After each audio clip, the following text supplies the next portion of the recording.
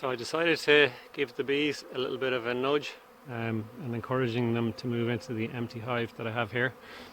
So what I've done is I've put on my suit, I've created this elaborate step system. I've got a little secateurs and a black tray, and I've snipped the little branches of rhododendron on which the beards of bees were hanging. And then I've set up over here. This is the hive where they've come from originally. These are their sisters who are happy to stay with the old queen. And what I did was I set up a kind of like a white sheet, because the bees tend to walk uphill. And I have deposited the beards of bees at the bottom of this, and you can see they're actually starting to walk up, and I dropped a few of them into the top as well.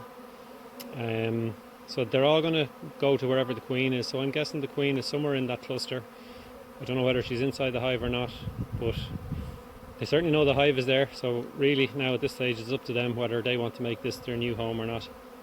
There have been quite a few bees buzzing around there earlier on, because as I said, I left a bit of honey at the doors to kind of make it more appealing to them. So anyway, it's incredible. If you think that's half the number of bees that were in that hive until they decided to start swarming this morning. So just given the good weather and the abundance of flowers and the nice sunny days, they're absolutely thriving, which is fantastic to see. So anyway, I can do no more than that. If they decide to stay, that's wonderful, and if they decide to find a different home, that's great. The reason I decided to do this was because if they didn't move into this hive where they'd be left alone, there's a chance they might move into somebody's eaves of a house and end up getting exterminated or something like that. So anyway, I'll see what happens with the bees. Hopefully they'll stay. It's been a good few hours since I put out the sheet, and you can see that all the bees have eventually made their way up the sheet, and they're all still clustering around the queen, who's obviously in the middle of that pylon of bees. There's 5 doors into the hive down the bottom. I have no idea whether they're going to go in or not, but pretty impressive sight. Bit of activity. It's just interesting looking at some of the bees. You can see there's some doing serious shaking of the tail feathers. Whether they're communicating, I'm not sure, but it's really interesting to see. And it's about 5:30 in the evening now. I suppose the weather is due to be calm for the next few days and dry, so they may well cluster there for, I don't know, maybe more than the night. But it'd be great if they moved into that house. So it's about 6:30, and I'd noticed that the cluster under the eave was gradually moving down the face of the hive. So I've taken away the sheet, and I realised there's an enormous cluster underneath the hive. So they're sort of, well, they're near where the doors are, but are they going to go in? I'm not sure.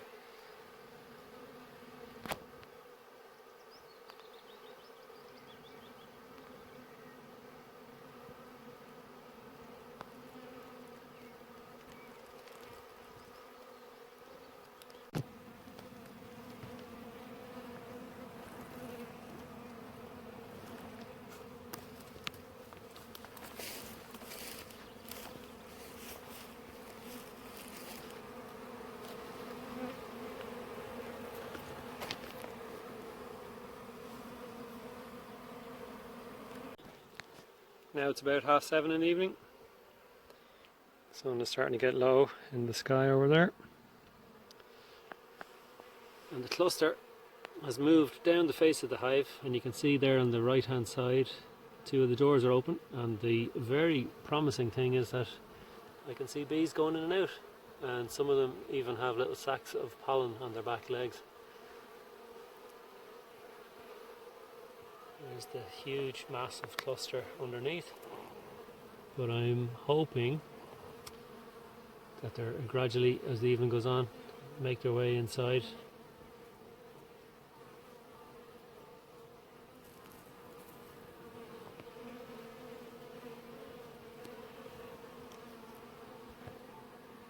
It's maybe 24 hours since the swarm happened yesterday.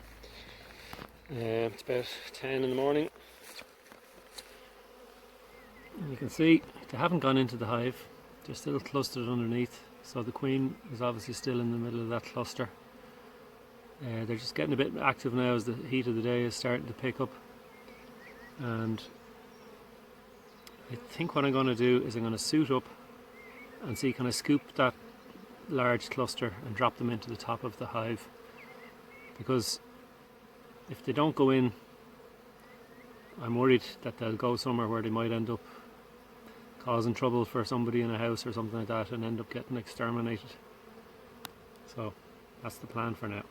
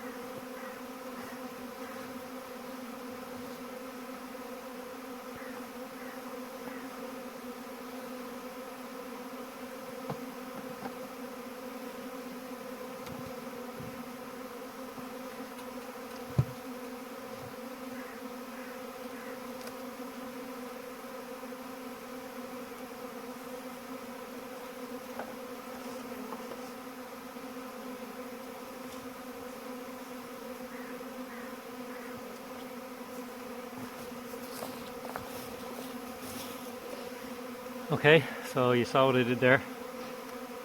I basically knocked the cluster into the tray and dropped it into the top. So if the queen is inside and if she's happy to stay inside, that's it, they'll establish themselves there. I'll know in about 10 or 15 minutes, because if she's still outside they'll actually just end up clustering around her. So the frenzy is just because they've been disturbed, probably looking for her. The reason I used a bit of smoke was just when you're putting the roof back on and the top box, when you hit them with a bit of smoke, it causes them to kind of take cover, so they go down. They're not in the way when you're trying to lift the lid back onto them. So you can see them all starting to gather again on the front.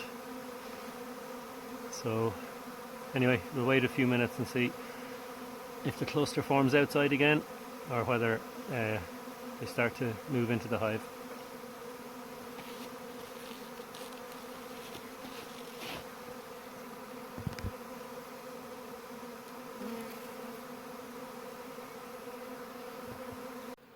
It's about maybe 15 or 20 minutes since that dramatic intervention, and to look at that now, you would say that's just a perfectly normal hive. So the swarm has gone inside, the bees are coming and going as you'd see in any hive, so it looks to me like they've accepted this as their new home.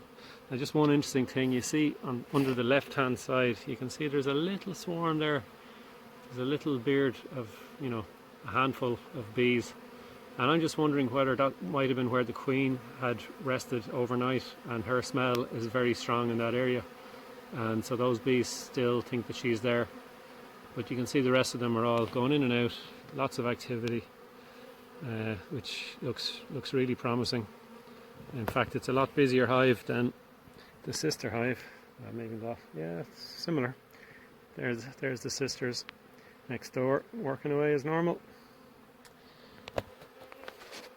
So you would have seen when I had the roof and the top box off the hive, I actually took out some of these frames, and that was just to give me a bit of space to drop in the tray full of bees. So the frame, it's basically a wax sheet in this wooden frame, and you can see there are little hexagonal shapes all on it. So they are to mimic the hexagonal tubes or the honeycomb that the bees naturally create themselves, and the dimensions on this man-made one are the size that the bees would naturally make as well. So what the bees do first of all,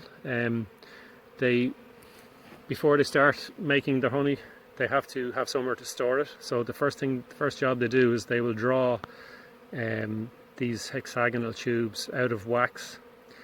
So the whole sheet will be covered in hexagonal tubes of wax, and then the bees then have somewhere to deposit the pollen and the honey, and also the queen will lay her eggs in those hexagonal tubes. At the end of the season, when the whole frame is full of honey, they will cap all of the hexagonal tubes. All the comb will be capped with wax. So when the beekeeper wants to get the honey, he has to run a hot knife along the surface to melt the wax and get access to the honey. So this is a deep frame. So the hive is made up of different compartments. So this box here, from here up to here, is called the brood box, and brood obviously means children or offspring. So that's the area where the queen lays her eggs. There will be some honey stored there as well. And then the box above, it's called a top box, and that one is a shallower box, so it would have shallower frames in it. The reason they're shallower, this is where a lot of the honey would be stored. The box will get very heavy when it's full of honey, so the shallower the box, the less strain on the beekeeper's back when he's lifting those off and replacing them. So things are looking really good. They look happy. Yeah, one other thing, so as the season goes on, if it's good weather, now in Achill we don't always get great summers, but if you have a spectacular season and great weather and lots of bees and lots of activity, you can add more and more boxes. So this hive can become taller and taller, and then it just means the beekeeper can take some of the top boxes of honey away for himself. The really important thing is that ample honey is left for the bees, because that's their food through the winter when there's no food for them, there's no flowers. They stay in the hive, so they need to have a source of food. And I think it's really, really bad form to take their honey and then feed them with sugar water, because sugar is processed. It's definitely not good for them. And I think to maintain bee strength, the best food for the bees is the food that they make themselves. So before you take any of the bees' food, you just have to make sure that they have plenty for themselves. But anyway, that has been a successful operation. The bees seem to be happy. I'll keep an eye on that little swarm underneath, that little beard of bees. I think they'll go in when they realise that the queen is already inside, because the rest of the hive seems to believe she's inside.